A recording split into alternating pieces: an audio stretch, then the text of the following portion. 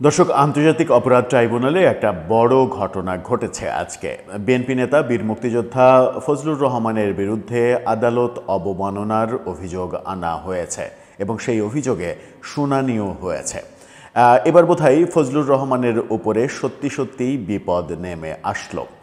বীর মুক্তিযোদ্ধা ফজলুর রহমানকে কেন্দ্র করে নানা রকমের ব্যাপার স্যাপার আমরা দেখছি, নানা পক্ষের নানা রকমের ব্যাপার স্যাপার দেখছি।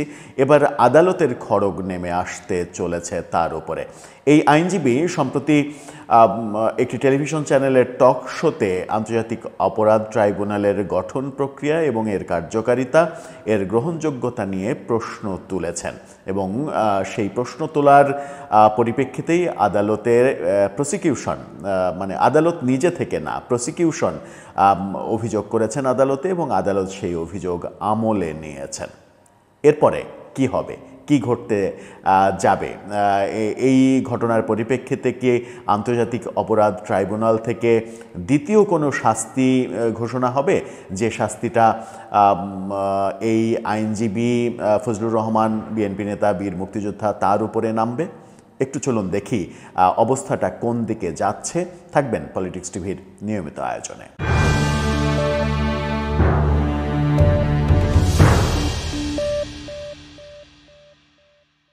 দর্শক, বলছিলাম বিএনপি নেতা বীর মুক্তিযোদ্ধা ফজলুর রহমানের কথা। তার বিরুদ্ধে আদালতে অভিযোগ এনেছেন আন্তর্জাতিক অপরাধ ট্রাইব্যুনালের প্রসিকিউশন। এই অভিযোগটা হচ্ছে যে ফজলুর রহমান এই আদালতকে মানেন না। কি বলছে গণমাধ্যম? গণমাধ্যমের শিরোনামটা দেখলেই বুঝতে পারবেন। ফজলুর রহমানের বিরুদ্ধে ট্রাইব্যুনালে আদালত অবমাননার অভিযোগ। সেখানে বলা হচ্ছে যে 1 সদস্যের ট্রাইব্যুনাল, অর্থাৎ আজকে চেয়ারম্যান এবং সদস্য 1 দুইজনই উপস্থিত ছিলেন না, সদস্য 2 যিনি বিচারক তিনি উপস্থিত ছিলেন এবং তার সামনেই এই অভিযোগটা আনা হয় এবং অভিযোগের শুনানি শুরু করা হয়। তারপরে বিচারক এক পর্যায়ে বলেন, ব্যাপারটা খুবই সেন্সিটিভ ব্যাপার, আমি মনে করি যে এই শুনানির সময় অন্তত চেয়ারম্যানের থাকা উচিত, অর্থাৎ ট্রাইব্যুনালের চেয়ারম্যানের উপস্থিত থাকা উচিত। এই শুনানি সম্ভবত আগামী রবিবারে পুনরায় হবে। শুনানিতে কি হবে সেটা একটা বড় প্রশ্ন, কিন্তু তার আগে অভিযোগটা কি ফজলুর রহমানের বিরুদ্ধে? অভিযোগটা বলা হয়েছে যে প্রসিকিউটররা বলেন, চ্যানেল 24-এর টক শো মুক্তবাগ রাজনীতির তর্ক বিতর্ক থেকে ভিডিও ক্লিপ প্রচার করা হয়, সেখানে দেয়া হয়। সেখানে ফজলুর রহমান বলেন, আমি এই আদালত মানি না, আমি এই আদালতের রায় মানি না। আসন্ন সংসদ নির্বাচনে কিশোরগঞ্জ 4 থেকে নির্বাচন করবেন বলে বিএনপি ঘোষণা দিয়েছে। তাকে নিয়ে আবারও বিতর্ক তৈরি হলো। গত 17 নভেম্বর ট্রাইব্যুনাল ক্ষমতাচ্যুত প্রধানমন্ত্রীকে যে ফাঁসি দিয়েছে এবং সেই ফাঁসি দেয়া আদালত এবং ট্রাইব্যুনালের প্রসিকিউটর সম্পর্কে বেশ তির্যক মন্তব্য করেছেন। বলেছেন, প্রসিকিউশন টিম সম্পর্কে বলেছেন যে এই প্রসিকিউশন টিম পুরোটাই হচ্ছে জামাত শিবিরের, প্রসিকিউটররা সব শিবির করে, জামাত করে, এই কথা বলেছেন।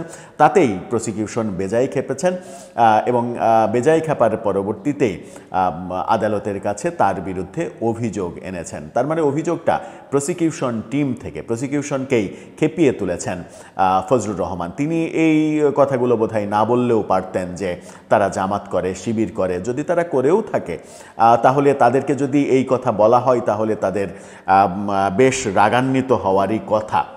রাগান্বিত হওয়ার এই প্রেক্ষাপটে ব্যাপারটা আবার তাদের ভুল হলো কিনা, বেশি রেগে গিয়ে ব্যাপারটা আবার প্রমাণিত হয়ে যায় কিনা যে তারা সত্যি সত্যি পলিটিক্যাল দলের সঙ্গে ইনভলভ, তাহলে তাদের গ্রহণযোগ্যতা, নিরপেক্ষতা নিয়ে অন্য দিক থেকেও প্রশ্ন উঠবে কিনা। আর প্রশ্ন যেদিক থেকে উঠবে সেই সমস্ত পক্ষকেই আদালত অবমাননার অভিযোগে বিচার করা হবে কিনা, এই ব্যাপারগুলো একটা বড় ভাবনার ব্যাপার। ফজলুর রহমান কি বলেছেন আগে একটু জেনে নিই, তারপরে অন্য অভিযোগকারীদের প্রসঙ্গে আসব। প্রসিকিউটর গাজী মনোয়ার তামিম ট্রাইব্যুনালকে বলেছেন তিনি ট্রাইব্যুনালের আইন না বুঝেই এমন মন্তব্য করেছেন। ট্রাইব্যুনালকে জানানো হয়েছে তিনি বিএনপির রাজনৈতিক উপদেষ্টা, দলীয় মনোনয়ন প্রত্যাশী এবং সুপ্রিম কোর্টের আইনজীবী। প্রসিকিউটর তামিম আদালতকে বলেন, ফজলুর রহমান ট্রাইব্যুনাল মানেন না, কারণ এটি 71 সালের রাজাকারদের বিচারের জন্য তৈরি করা হয়েছিল। বিচারক মোহাম্মদ মুহিতুল হক আনাম চৌধুরী জবাব দেন, ট্রাইব্যুনাল আইন 1973 সালে গঠিত হয়েছিল। এই আইন সেই বছরের আগে এবং পরে সংগঠিত মানবতাবিরোধী অপরাধের বিচার করতে পারে। আদালত আরও উল্লেখ করেন, প্রসিকিউশনও ট্রাইব্যুনালের একটি সমন্বিত অংশ। ভিডিও ফুটেজ পর্যালোচনার পর ট্রাইব্যুনাল অভিযোগগুলোকে গুরুতর বলে অভিহিত করেন। আগামী রোববার বিষয়টি নিয়ে শুনানি হবে। এই যে বিচারক বললেন যে 1973 সালে গঠিত এই ট্রাইব্যুনাল, তার আগে অর্থাৎ সেই সময়ের আগে এবং পরে ঘটিত যে কোনো অপরাধের যে মামলা, সেই মামলার শুনানি করতে পারে। সেখানেই ফজলুর রহমানের দ্বিমত। ফজলুর রহমানের ভাষ্য হচ্ছে 1973 সালে যে আদালতটা তৈরি করা হয়েছে, সেই আদালতটা মূলত তৈরি করা হয়েছে 1971 সালে মহান মুক্তিযুদ্ধে মানবতাবিরোধী অপরাধ যারা করেছে তাদের শাস্তির জন্য। মহান মুক্তিযুদ্ধের মানবতাবিরোধী অপরাধ যারা করেছে তাদের শাস্তির জন্য গঠিত আদালতে শেখ হাসিনার সরকার পতন এবং তার সরকারের আমলে কি হয়েছে সেই মামলা সেখানে নিষ্পত্তি হতে পারে না। এটাই মূলত ফজলুর রহমানের ভাষ্য।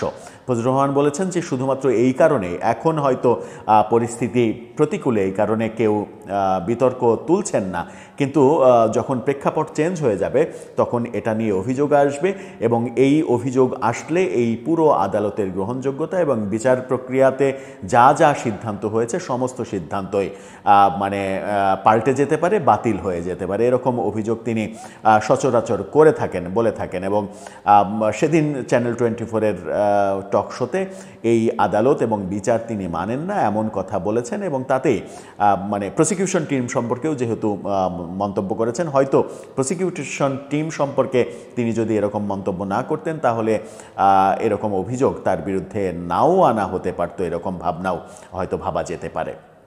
যাই হোক, এই আদালতের গ্রহণযোগ্যতা নিয়ে ফজলুর রহমান প্রশ্ন তুললেন এবং প্রশ্ন তোলার পরিপ্রেক্ষিতে আদালত অবমাননার অভিযোগ হলো এবং শুনানি হচ্ছে। যদি এটা প্রমাণিত হয় যে তিনি অপরাধী, তাহলে তার 1 বছর বিনাশ্রম কারাদণ্ড হবে, অথবা 5,000 টাকা জরিমানা হবে, অথবা উভয় দণ্ডে দণ্ডিত করা হবে। তার মানে ফজলুর রহমান এখন দাঁড়িয়ে আছেন 1 বছরের কারাদণ্ড ভোগের একটা উত্তপ্ত পরিবেশের মুখে। যে কোনো সময় তার বিরুদ্ধে এরকম সাজা ঘোষণা হয়ে যেতেও পারে। এখানে প্রাসঙ্গিকভাবে প্রশ্ন আসে যে এই আদালতের গ্রহণযোগ্যতা নিয়ে ফজলুর রহমান দেশে থেকে অভিযোগ করছেন, সেটা ঠিক আছে। দেশে থেকে অভিযোগ করছেন বলে তিনি বাংলাদেশের নাগরিক বলেই তার বিরুদ্ধে আদালত অবমাননার অভিযোগও আনা হয়েছে, এটাও ঠিক আছে। কিন্তু যারা বাইরে থেকে অভিযোগ করছেন, যেমন amnesty international, human rights watch, জাতিসংঘ, বিভিন্ন জায়গা থেকে যে এই আদালতের কার্যক্রম ব্যাপারে প্রশ্ন তোলা হচ্ছে, গ্রহণযোগ্যতা নিয়ে প্রশ্ন তোলা হচ্ছে, বিচার প্রক্রিয়া নিয়ে প্রশ্ন তোলা হচ্ছে, সেই ক্ষেত্রে কি তাদেরকেও আদালত অবমাননার কাজ তারা করেছেন সেই ব্যাপারে তাদের বিরুদ্ধেও কি আদালতে অভিযোগ দায়ের করা হবে যে এই আদালত থেকে একটা অন্তত রুল জারি করা হোক অ্যামনেস্টি ইন্টারন্যাশনাল কিংবা হিউম্যান রাইটস ওয়াচের বিরুদ্ধে, তারা কেন বলবে এই আদালতের কার্যক্রম প্রশ্ন সাপেক্ষ, প্রশ্নবিদ্ধ? তারা তাদের রিপোর্টে কিন্তু এই কথাগুলো বলেছে। সেই প্রশ্নটা আসবে, সেরকম আইনে আছে কিনা যে অ্যামনেস্টি ইন্টারন্যাশনালকে এই আদালতে অভিযুক্ত করার কিংবা হিউম্যান রাইটস ওয়াচকে এই আদালতে অভিযুক্ত করার কিংবা জাতিসংঘকে এই আদালতে অভিযুক্ত করার ব্যাপার আছে কিনা। সাংবাদিক ডেভিড বার্গম্যান, ব্রিটিশ সাংবাদিক ডেভিড বার্গম্যান এই আদালতের নানা কর্মকাণ্ড, নানা বিষয়ে প্রশ্ন তুলেছেন, গ্রহণযোগ্যতা নিয়ে প্রশ্ন তুলেছেন। তাহলে কি তাকেও আদালত অবমাননার জন্য আদালতে কাঠগড়ায় তোলা হবে কিনা, এই প্রশ্নগুলো সামনে এবার চলে আসবে। দর্শক, আপনার কি মনে হয় ফজলুর রহমান প্রথম অভিযোগে অভিযুক্ত হলেন আদালত অবমাননার, এরপরের সিরিয়ালে তাহলে কে? আদালত না, প্রসিকিউশন টিম কি একটু বেশি অসহিষ্ণু হয়ে যাচ্ছেন এবং সেই অসহিষ্ণু হওয়ার ফলে ব্যাপারগুলো কি একটু এলোমেলো হয়ে যাবে? কারণ এই ক্ষেত্রে প্রশ্ন উঠতে পারে যে মানুষ কি স্বাধীন মতামত প্রকাশ করবে না? অবশ্য আদালতের প্রসঙ্গে স্বাধীন মতামত প্রকাশ করা যায় কি না সেটাও একটা বড় প্রশ্ন থেকেই যায়। কিন্তু প্রশ্ন ওখানে ফজলুর রহমানকে যখন আদালত অবমাননার অভিযোগে অভিযুক্ত করা হলো তখন amnesty international, human rights watch কিংবা জাতিসংঘ এর পরের স্টেপে সিরিয়ালে তাদের নাম আসবে কিনা? দর্শক, আপনার মতামত জানিয়ে লিখতে পারেন আমাদের কমেন্ট বক্সে।